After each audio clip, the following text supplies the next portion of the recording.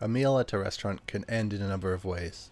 Perhaps you really disliked what you ordered and you want to leave as soon as you can. Or your food is fantastic and you have to wait a few minutes because you've gorged yourself on a dish you've ordered a few times. In this case, a restaurateur might want to give thanks for continued business by bringing you a dessert. You know it'll be delicious, but how could you possibly continue eating after that meal? A medieval is exactly this dilemma. Amidst the indie surge within the last few years have been a number of high quality old school style first person shooters, a subgenre that has been lambasted as merely Doom clones in the past. These modern games range from just borrowing horror elements to being entirely constructed within the engines that were in use during the height of the likes of Wolfenstein and Duke Nukem. They might use 2D sprites, 3D models, roguelike level creation, put an emphasis on speed, and many other features to be distinct from their competitors. A medieval chose a simple change: lighting.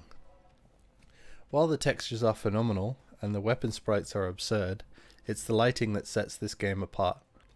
Some areas are bright and airy, maybe they have a little morning fog or a sunny haze, while others are gloomy with moisture in the air catching whatever light comes nearby.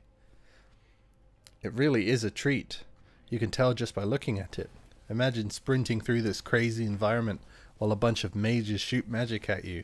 Then you chain lightning them all with your trident and they all die in a huge electric explosion. Or you're charging down a hallway, throwing spikes from your spike throwing mace at your enemies, causing them to stick to the wall. Then a couple minutes later you pass by on the other side of the courtyard and those bodies are still stuck to the wall, because layering a level on top of itself means you get to see the destruction you caused earlier while you're in the process of causing more destruction. But then, finally, you see it. A boss fight. A cherry atop your free dessert, and your stomach gurgles in agony.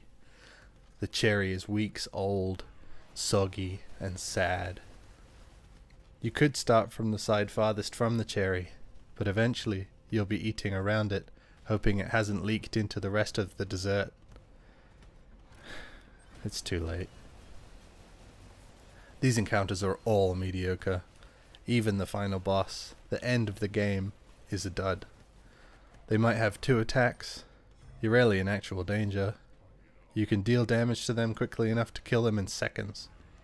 They look cool, but when compared to everything else, I can't help but wonder why they're even here.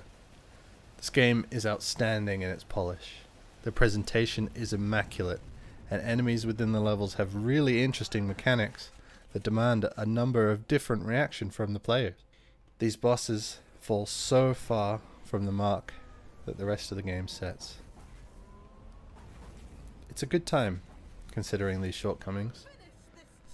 The places the game shines are blinding, and everything the store page shows you looks just as stylish in motion. The feel is great. The speed is fast. Expectations are subverted.